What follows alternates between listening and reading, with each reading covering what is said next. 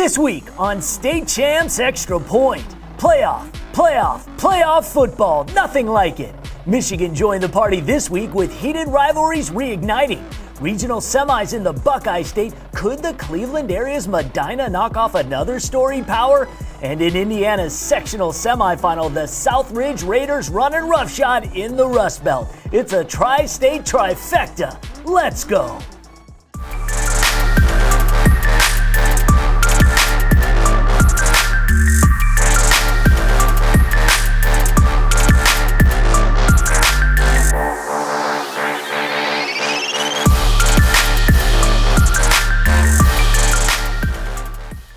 From the Michigan headquarters of the State Champs Sports Network, I'm Lauren Plant, bringing you State Champs Extra Point, the program built for the high school football fan by high school football fans. That's what we do.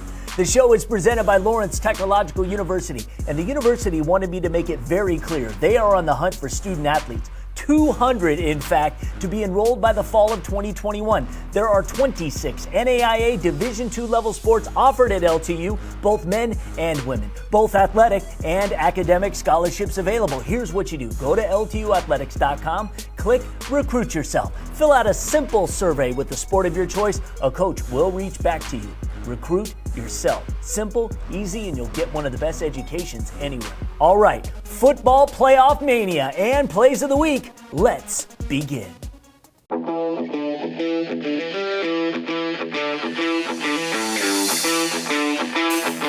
4A Sectional 19, a solid Northwood program at Leo. The Lions 9-1 and ranked 6th in the state's 4A poll.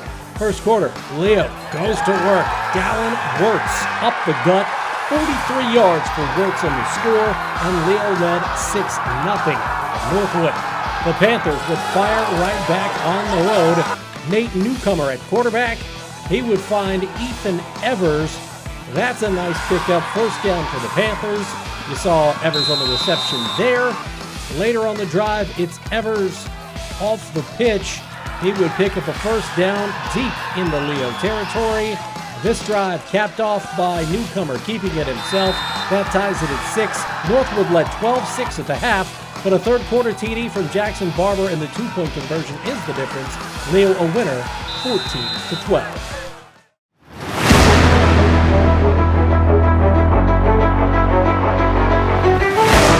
As we move to the 3A class, undefeated Southridge welcomes Gibson Southern to town. The Titans take the opening drive deep into Raider territory. Peru commit Brady Allen fires, but he gets picked off by Caleb Wibbler, and the worst thing about a turnover is when it gets turned into points. Chase Taylor taking matters into his own hands, first a 20-yard carry, and then he decides to use his arm, hitting Michigan baseball commit Camden Gasser. It's 7-0 Raiders. Second quarter, Gibson Southern answers with a field goal, but Taylor has a response of his own, airing it out 53 yards, and once again it's Gasser on the receiving end. It's 14-3 Southridge. The Titans finally get their air game going from there. Allen fires a laser downfield to a wide open Logan Murphin. The 53-yard bomb brings the Titans all the way down to the 9-yard line, but the Titans are unable to get 6. Ryan Ziliak does get Gibson Southern some points though, splitting the uprights from 31 yards out. Gibson Southern down 8. Just before halftime, the Titans recover a fumble and are ready to take advantage. Allen hits Roy Heltzley on the slant. The Titans draw within 2, but Southridge outlast them once more. The Raiders win 30-27. Southridge will play Salem next Friday.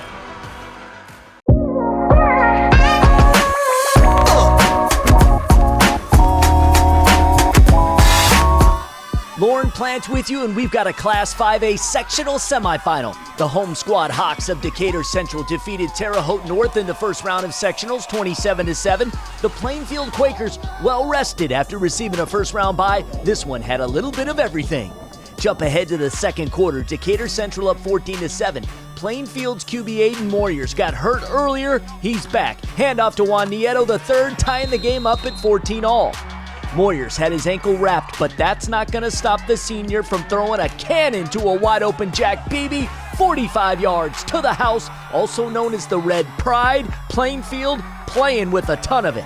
More from the Quakers signal caller and his fellow senior wideout. Beebe blows past the defender, sprint to La Casa. 70-yard pitch and catch for 6. Plainfield up 28-14 at intermission. The second half, had a different script. In fact, the third quarter was a big one for the 6th-ranked Hawks. Senior QB Peyton Horsley tosses up the jump ball. What a grab by the junior wideout Javon Tracy. Give him 6. DC down 7 and on the comeback trail. Later, Horsley and the Hawks strike again. Almost deja vu, except this time it's Damon Merriweather manning up. The freshman knotted this game up at 28 apiece. Still in the third, just when you think Caleb Hicks is eaten up at the line, the junior bounces to the outside and he gone. 125 yards on 14 carries for Hicks. Decatur Central back on top 35-28, never looked back. DC scored 28 unanswered points, shut out the Quakers in the third. Horsley on his horse. Hawks defeat Plainfield in a wild one, 56-37 the final. Next up, number 1 Cathedral. Did you record an unbelievable touchdown, a game-winning goal, or just a proud parent moment? Then we want your clip. Upload your video to the brand new State Champs Network app so we can feature it on one of our shows and give your player, team, and school the recognition they deserve. All it takes is just a few easy clicks, and every clip that is submitted will automatically be eligible for prizes. Download the State Champs Network app today for iPhone and Android devices.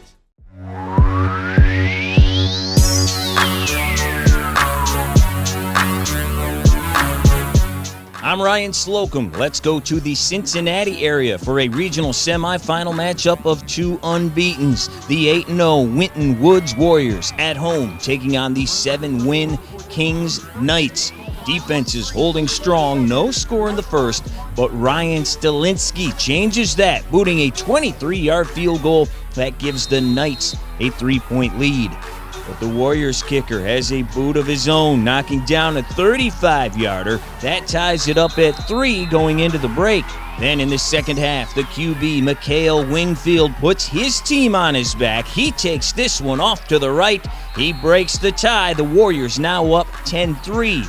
Kings would get some more special teams help with a blocked punt for a touchdown, but Wingfield didn't like that, so he scores again, this time from 4 yards out the hard way, right up the middle. And one more time for Meaford. He hit a 35-yarder. This one from 32 splits the uprights, and the Warriors advance, winning 20-10. That sets up a date with LaSalle next week in the regional finals.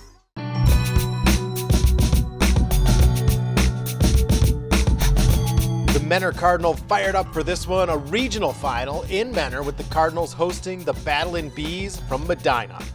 I'm Jeff Heisner reporting. 2 really good quarterbacks going head-to-head in this one, with the Battling Bees already down 7-0. Drew Aller, big play and perfect pass. Hits Luke Hensley. He's out of bounds inside the 5. That sets up the game-tying score. Dorian Boyland, it's 7-all. Ian Kipp with an answer for the Cardinals. Throws a dart to John Sierputowski, 14-7 Menor. Next possession, Medina facing a 4th and long, and they pull out the fake punt. Hensley to Michael Rodak. That keeps the drive alive as Rodak battles his way deep into Cardinal territory. Battling Bees fans are loving it. A few plays later, Aller to Jawan Jackson. Medina ties it up at 14-all. After a Menor touchdown, Kipp gives the Cardinals a 2-score lead. Fighting his way in from a yard out, it's 28-14 at that point. And just before the half, Kipp adds to the lead. Hutch Baird with the catch, gets the feet down, and it's 35-14. Menor capping off the wild first half. Second half, Medina needing to find an answer for that high-powered Cardinal offense, but Kipp on the keeper scores again to basically put this thing out of reach. It's 42-14 in the third quarter. Menor and Brendan Panhorst make it 49-14, and that's the way it ends. Menor, an impressive win. The Cardinals are regional champs, and they are staying alive.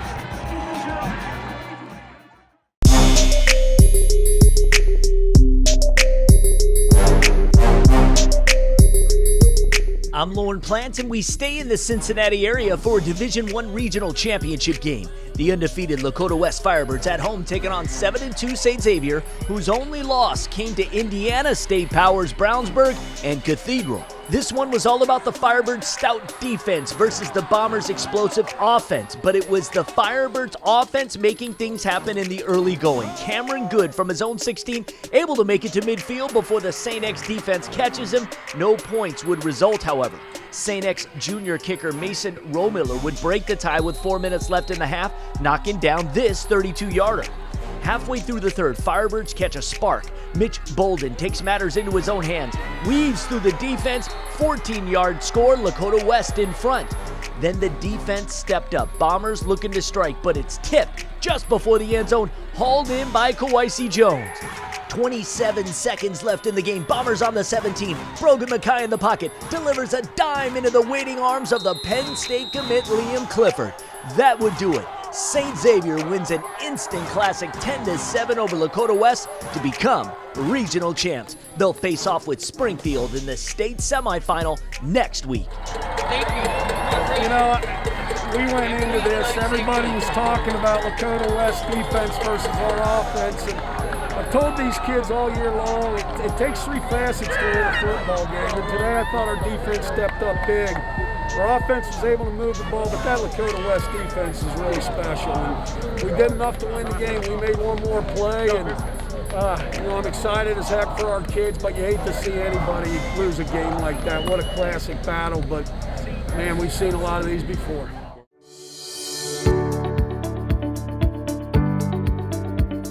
Lawrence Technological University understands the importance of visiting a campus before enrolling in your college career. Here in 2020, LTU is offering the next best thing. 2 virtual open houses with tons of ways for you to investigate everything this nationally recognized university has to offer. Simply known as Blue Devil Days, you can explore their renowned academic programs in architecture, design, engineering, technology, science, and business. There's also an opportunity to hear about the admissions process and an overview of financial aid. You'll end the day with a student panel able to speak to current LTU students specifically about their college experience. The virtual Blue Devil Days are Saturday, November 14th and Saturday, December 12th, so be sure to RSVP today before space runs out. Just head over to upcoming.ltu.edu, click on Events and Tours, and then click on Virtual Events.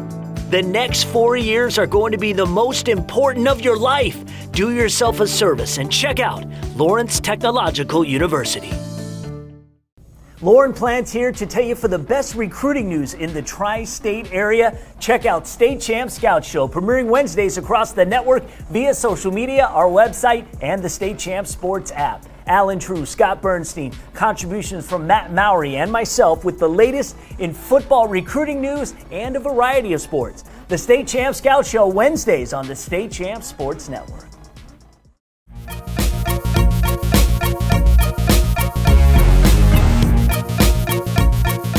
I'm Zach Herrick from the West Michigan area. An OK Red rematch in the Division II District Opener. Caledonia, the 7 seed, coming in at 2-4 on the season at 5-1 Jenison.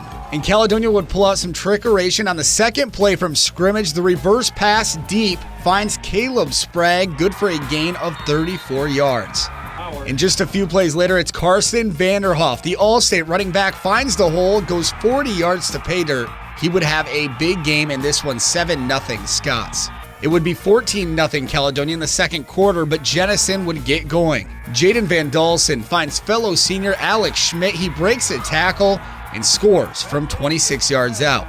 That would make it 14-7 Caledonia. But just before the half, the handoff goes to Vanderhoff. He gets in from 3 yards out. The Scots would lead it 21-7 heading into intermission. And both defenses would step up in the second half, except for here. The Wildcats throw on play action. Van Dalsen finds guess who? Yes, Alex Schmidt again. Their second score of the game. Jenison cuts the deficit to 21-14. but it would remain that way until the final play of the game. 1 second left. A prayer for Jenison would go unanswered. The ball falls incomplete. In the 7 seed, Caledonia pulls it off. Head coach Tom Burrell announced he would be retiring after this season. Well, he gets at least one more week with his team. 21-14 is the final. The Scots will now travel to 6 seed Lowell after they knocked off 3 seed Byron Center.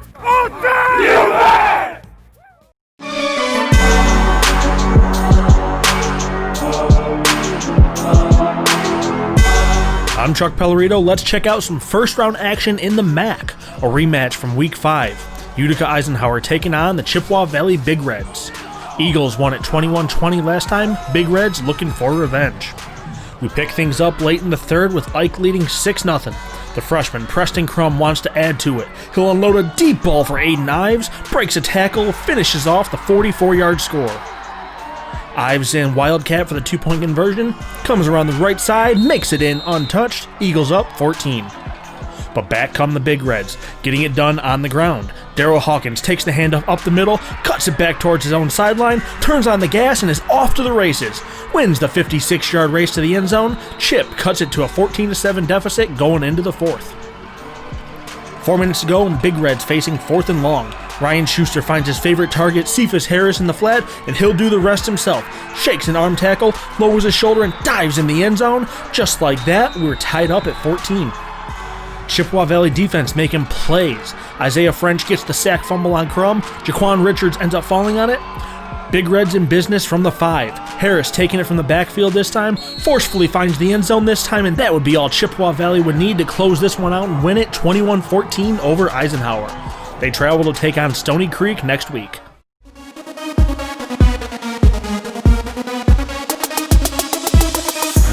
I'm Greg Molson in Heartland for a playoff opener between KLAA West rivals Heartland and Howell. The Highlanders won their first meeting earlier this season, but it's the Eagles scoring first in the rematch. From the 46, Holden D'Arcy hits Joey Mattard.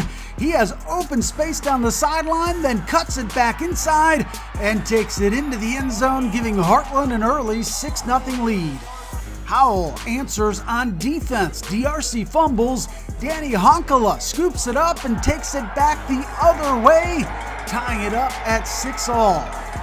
Heartland would take the lead back with a field goal, but it's Howell with one final play in the first half from the 30. And watch this. Nolan Petru rolls right, lets it fly right into the hands of Ashton Hill. Highlanders take a 13-9 lead into halftime. That was it until the fourth. Howell knocking on the door again, but Petru loses the ball on the 1-yard line, recovered by Aiden Martino. But the Highlanders make up for that on the very next play, putting the pressure on D'Arcy, who throws it away. That's intentional grounding for a safety, pushing Howell's lead up to 15-9. D'Arcy and the Eagles fight back though, and with 3.5 minutes to play, it's the quarterback with the touchdown. The extra point gives Heartland the lead at 16-15.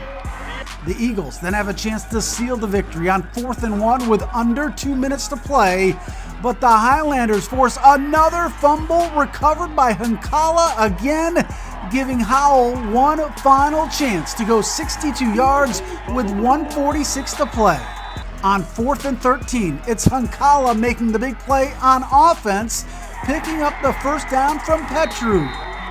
Petru then makes another huge pass, hitting a wide-open Jackson Kovarik for the game-winning touchdown with just 22 seconds to play. Howell wins a thriller 21-16, moving on to play again. It was crazy. I mean, I'm so proud of our team. We kept fighting. We were down, out, kept fighting. It was just the best moment of my life, honestly. It's amazing. I've never been this happy over a football game before. It's the best feeling I could have asked for. I love it. Guess what, man? This don't happen very often. This takes hard work. This takes dedication. This takes a lot of guys buying in, man. And that's what we did.